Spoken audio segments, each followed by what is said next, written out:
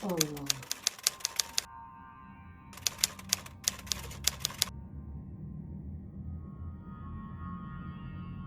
Assalamualaikum warahmatullahi. Assalamualaikum.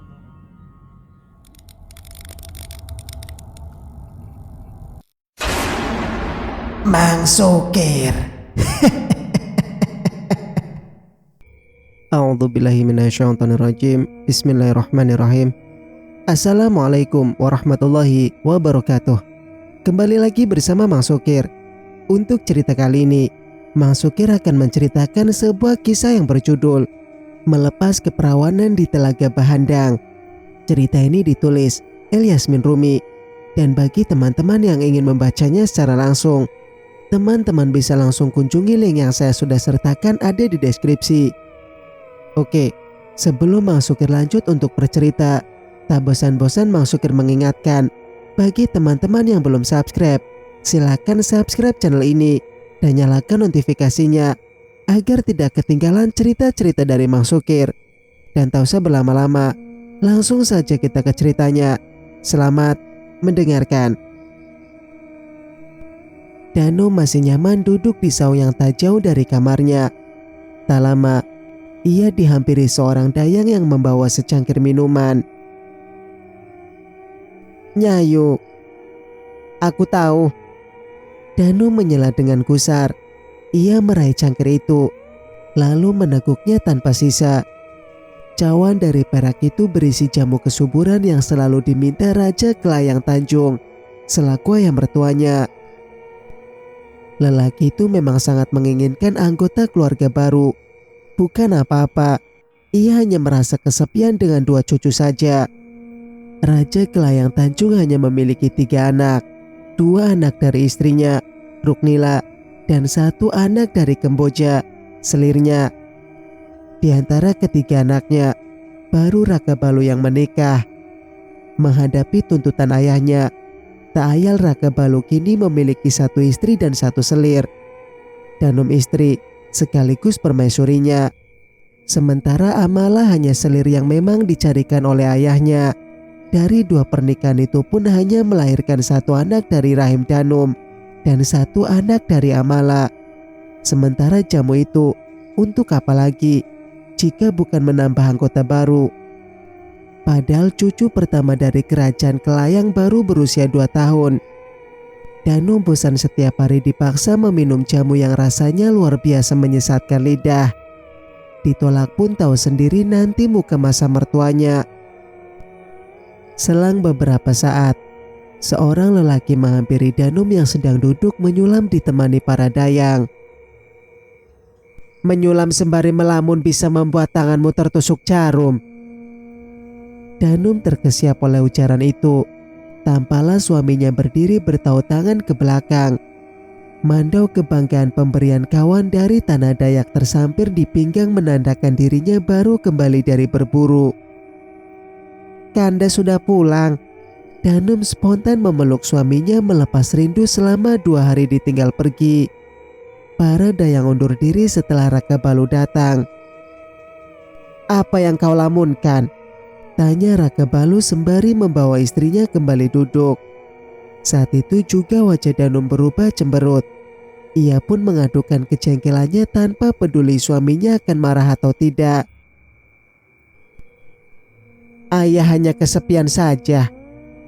Justru jawaban lugas itu yang Raka Balu berikan membuat Danum semakin merajuk.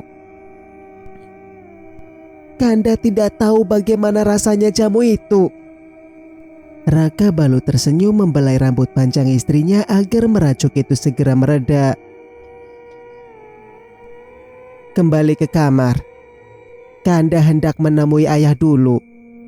Pungkasnya mengakhiri perjumpaan singkat mereka. Seperginya Raka Balu, dayang kepercayaan Danum pun datang membawa sepiring buah semangka yang telah dipotong. "Ini buahnya, Nyayu," suguh Kalawa. Kemudian ia beranjak. "Tunggu Kalawa."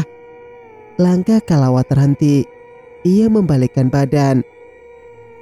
"Ada apa, Nyayu?"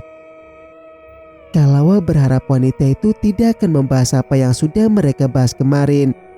Tapi nyatanya Danum kembali membahas masalah yang gila menurut Kalawa. Kau harus melakukannya untukku, Kalawa. Kau harus menikah diam-diam dan berjanji memberikan anakmu padaku nanti. Kalawa serasa mengambang. Baru ia tahu kenapa Danum memaksanya menikahi dengan salah satu hulu balang. Ternyata hendak mengukuhkan keduanya sebagai pengganti ibu ratu nantinya. Bagaimana bisa, Nyayu? Aku yang mengandung, sementara Nyayu yang menggendong bayi.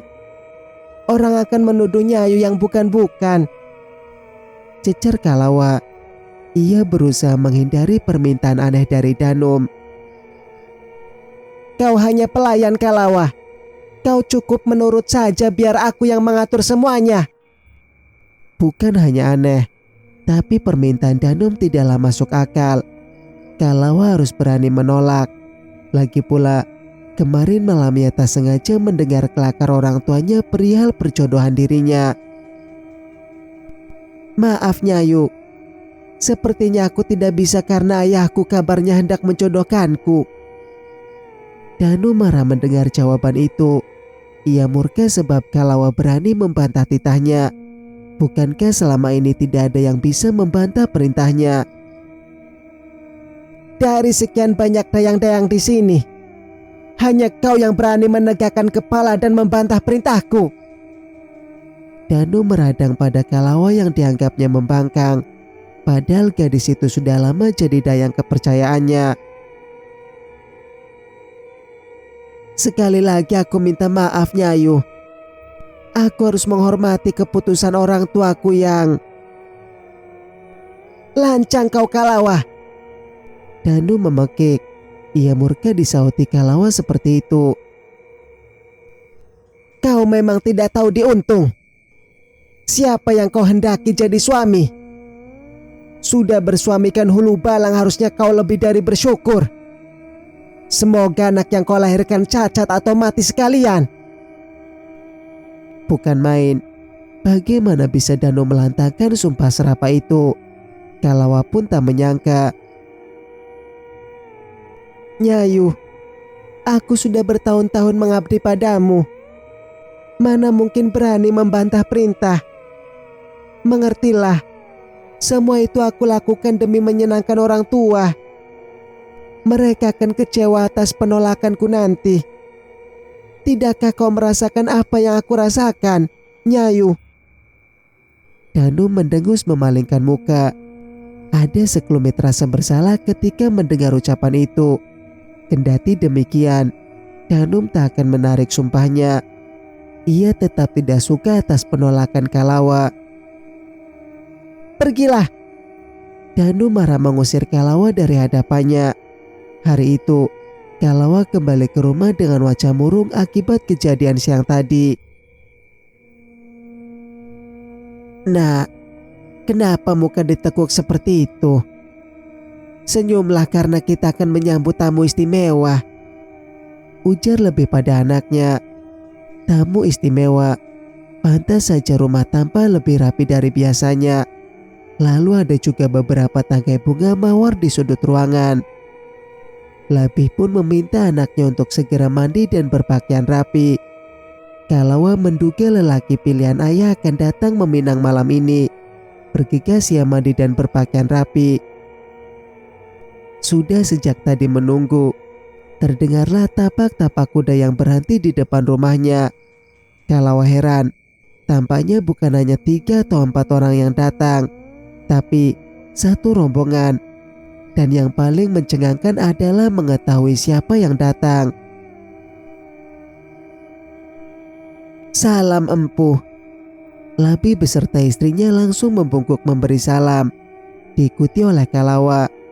Pantas saja, sebab yang bertandang ke rumahnya adalah Batara Raka Balu.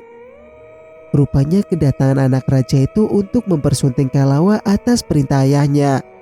Pasalnya, beberapa hari yang lalu, Raja Kelayang Tanjung terkesima dengan kesopanan dan kecantikan Kalawa. Sadar akan usianya yang sudah uzur, Raja Kelayang Tanjung mengeluarkan dekret agar anaknya menjadikan Kalawa sebagai selir kedua. Harapan Raja Kelayang Tanjung sangat tinggi pada gadis yang satu ini.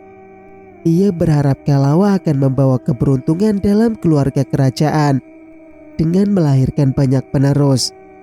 Sungguh, Kalawa tidak bisa berkata-kata saat mendengar Raka Balu menyampaikan niatnya. Ternyata dialah lelaki yang dijodohkan padanya. Kalawa menolak. Tentu tidak. Bukan karena lelaki itu adalah Batara Raka Balu, tapi janjinya kepada orang tua yang tidak akan menolak pada siapapun ia dikawinkan. Sudah berlalu syok yang menimpa Kalawa. Kini keterkejutan itu menghardik Danum. Kabar pernikahan ketiga suaminya sampai juga ke telinga. Danum terbakar. Bagaimana bisa? Danum marah. Ia tak habis pikir. Seandainya gadis itu bukan Kalawa, tentu tidak akan marah. Sebagai istri bangsawan di Madu memang hal biasa. Tapi ini... Lantas, Danum teringat dengan sumpah serapah yang ia lontarkan untuk Kalawa. Harusnya Danum tidak perlu cemas. Justru senang karena anak yang akan dilahirkan Kalawa tidak akan sempurna. Namun, semuanya tidak sederhana itu. Danum bisa saja mengambil anak dari Kalawa, sebab gadis itu adalah pelayan setianya.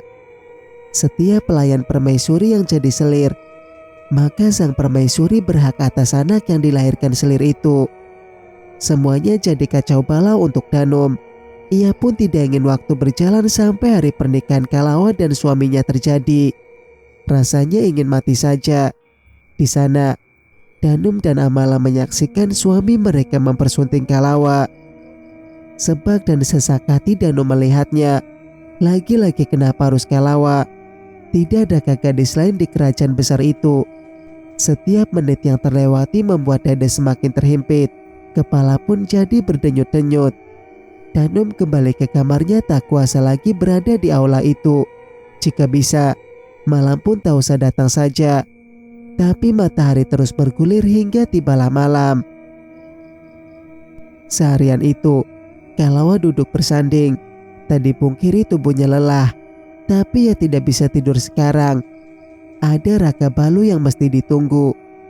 Sementara Kalawa duduk sendirian di kamar pengantin. Raka Balu mendatangi di mana para istrinya tinggal. Langkahnya menuju kamar Kalawa. Tapi seseorang memanggilnya. Minta maaf karena telah memapak langkah empu. Selada yang itu takut-takut. Ada apa? Tanya Raka Balu. Empu, Nyayu Danum sedang tidak sehat.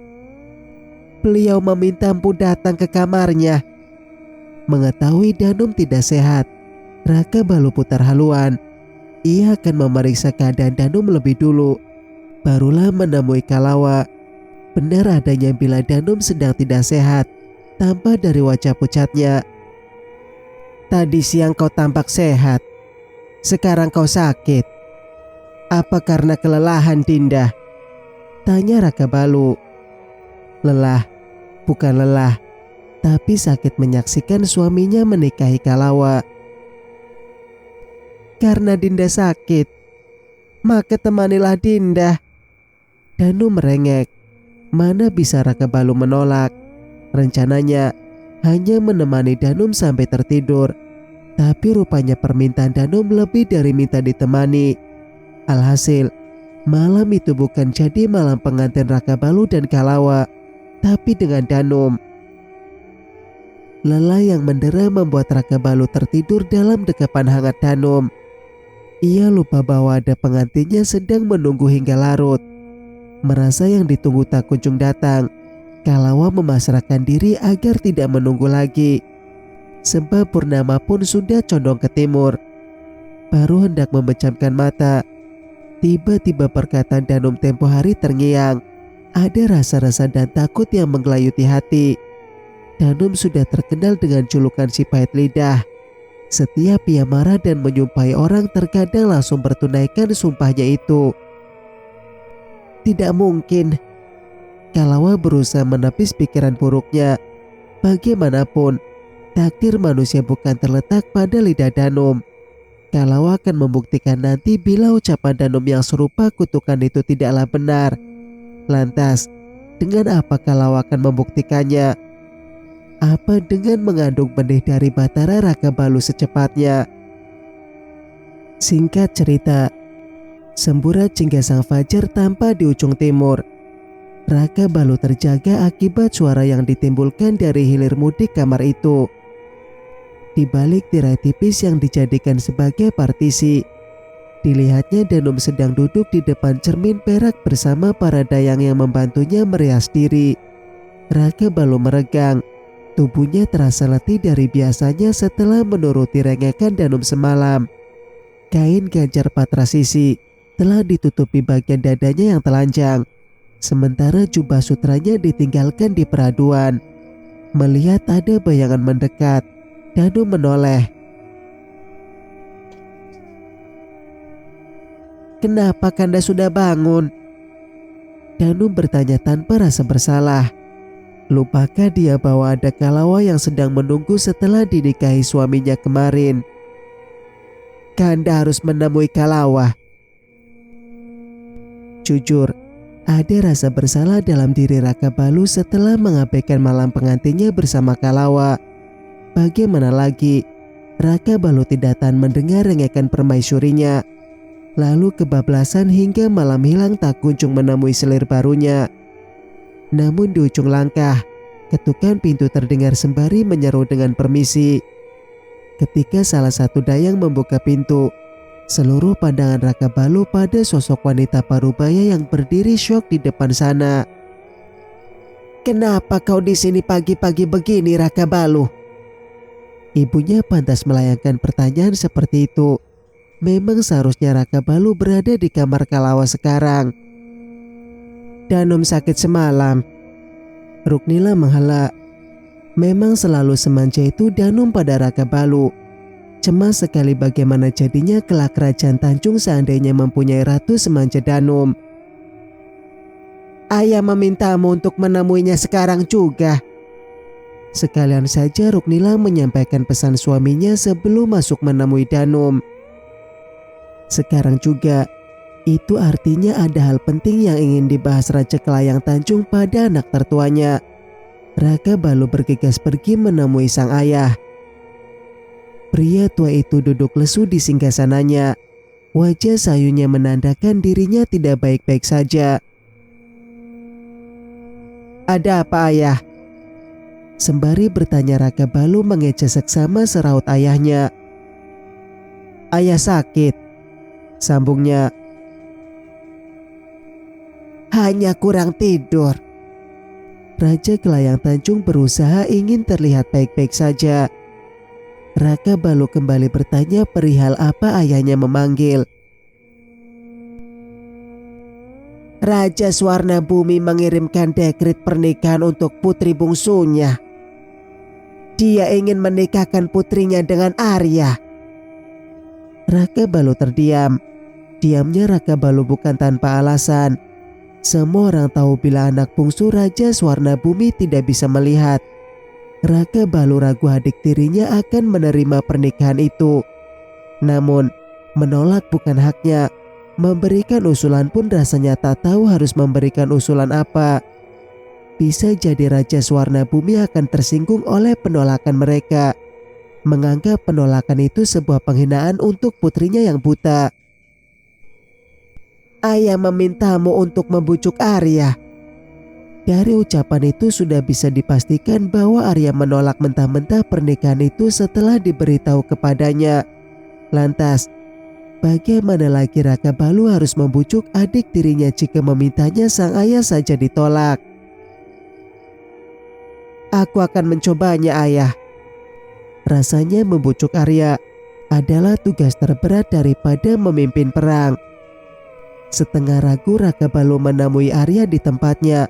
Kebetulan pemuda itu baru kembali dari tempat memanah. Alis Arya terangkat sebelah melihat kakak tertua berdiri di depan pintu kamarnya. "Apa yang membuat kau datang, Kak?" Jika ada perlu panggil saja aku untuk menemuimu. Arya mempersilahkan Raka Balu masuk. Kita perlu bicara, Arya.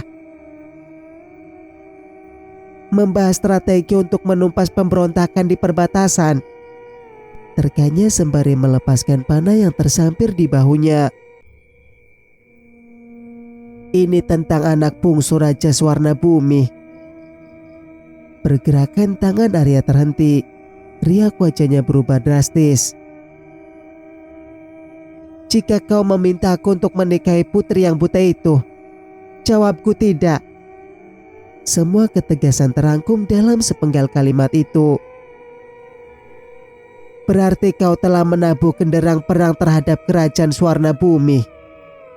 Dan aku tidak akan pasang badan untuk melindungimu. Dan Raka Balu bertindak lebih tegas lagi. Arya mendengus marah. Kakaknya datang-datang justru memaksa untuk menerima pernikahan itu. Aku ingin menikah, tapi bukan dengannya karena dia tidak bisa melihat dan kau merasa lebih baik darinya. Raka Balu menyela ucapan itu secepat kilat membuat Arya tertohok. Arya benci ketika dirinya tak pernah menang adu argumen dengan kakaknya dan berakhir penerimaan kekalahan. Tanpa banyak protes lagi, dengan terpaksa Arya menerima pernikahan itu. Raka Balu pergi setelah berhasil membuat adik tirinya tidak berkutik. Dan kini kembali menuntaskan satu masalah lagi yang belum tertuntaskan. Nyayu, empu datang. Lapor Cinde salah satu dayang yang jadi kepercayaan Kalawa. Kalawa mendesah. Perasaannya tak seantusias semalam. Ia berdiri tak jauh dari meja ulin, tempatnya menghabiskan sarapan beberapa menit lalu. Raka Balu tiba. Semua abdi yang ada di sana pamit undur diri. Setelah derap langkah terakhir, sunyi meraup suara-suara dalam kamar itu. Selamat pagi, Kanda. Kalawa bersuara memecah keheningan. Maaf untuk semalam. Danum sakit. Jadi Kanda menemaninya. Kalawa tak menyahut lagi. Ada segenggam kecewa yang datang tiba-tiba. Temani Kanda mandi, Dinda. Kalawa mengangguk. Walaupun sebenarnya malu bukan main saat harus mandi bersama. Kebetulan air dalam tempayan sudah terisi penuh dan bertabur bunga. Sementara Raka Balu merentangkan tangan. Kalawa mendekat membantu melepaskan pakaian kebanggaan. Nyeri. Dan Kalawa langsung membuang muka ketika melihat beberapa tanda merah di dada bidang itu.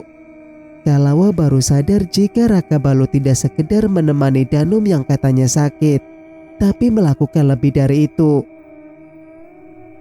Maaf Kanda, aku lupa sedang datang bulan sekarang.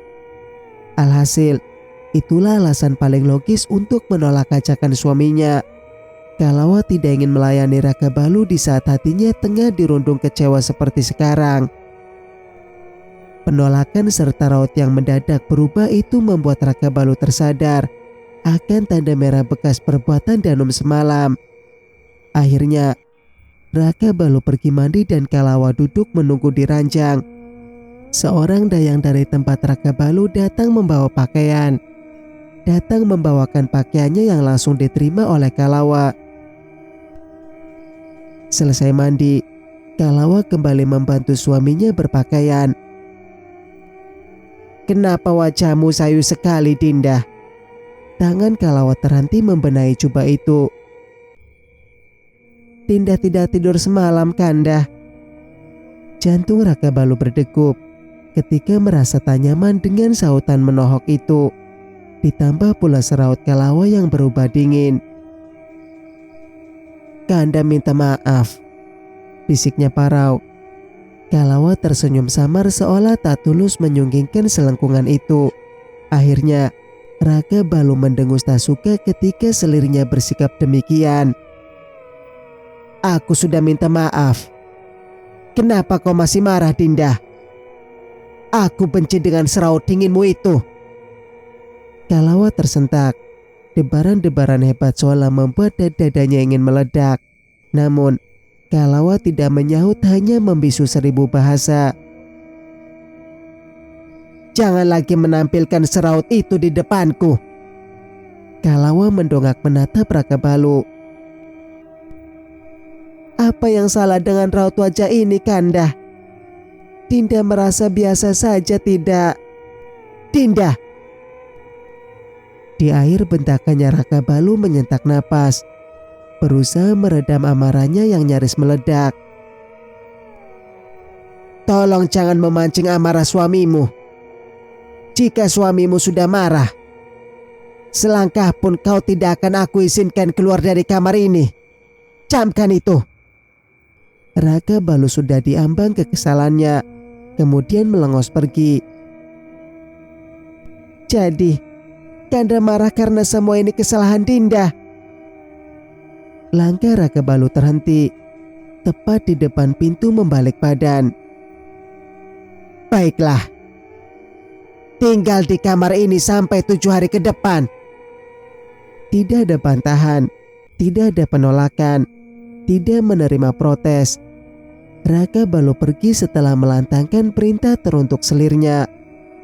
Baru beberapa langkah Raka Balu meninggalkan kamar, terdengar seruan dari selirnya itu. "Ada apa gerangan?" Saat itu juga Raka Balu melesat ke kamar. Pintu terbuka kasar. Di tengah ruangan itu Kalawa sudah berdiri melucuti pakaiannya sendiri. "Kanda!" Kalawa melongok tanpa busana mendekati Raka Balu. Tatapannya sudah sendu disertai bibir merah oleh gigitannya sendiri. "Kanda!" Suara itu memanggil begitu mendayu, seakan ada hasrat membuncah yang sedang tertahan. "Lancang! Siapa yang berani memperdaya istriku?" Sontak Raka Balu merapal ajian, lalu mengusap telapak tangannya ke wajah Kalawa, membuat selirnya itu mengerjap sadar. Sebelum Kalawa berteriak melihat keadaannya yang telanjang, Raka Balu lekas melepas ikatan jubahnya menutupi tubuh polos Kalawa.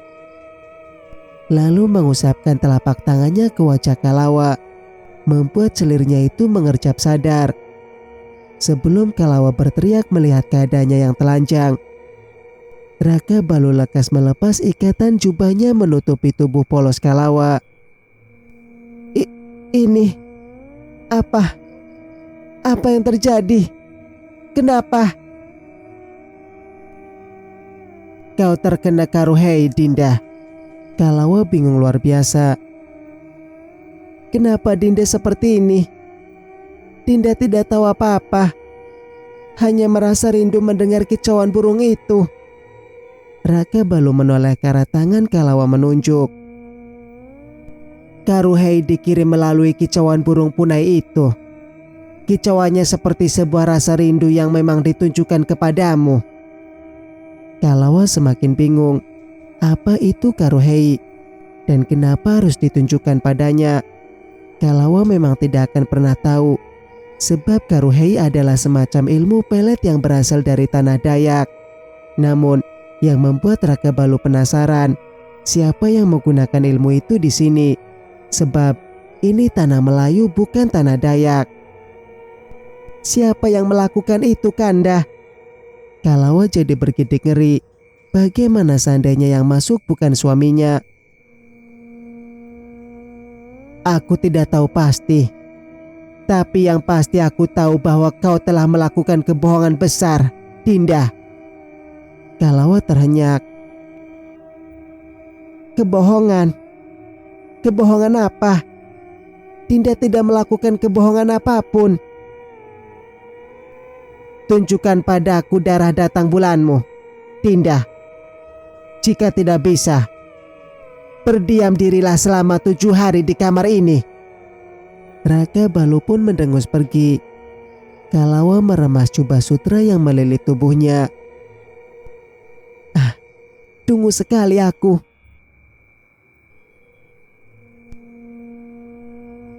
Bersambung, nantikan kelanjutan ceritanya di video berikutnya. Mas Sukir pamit.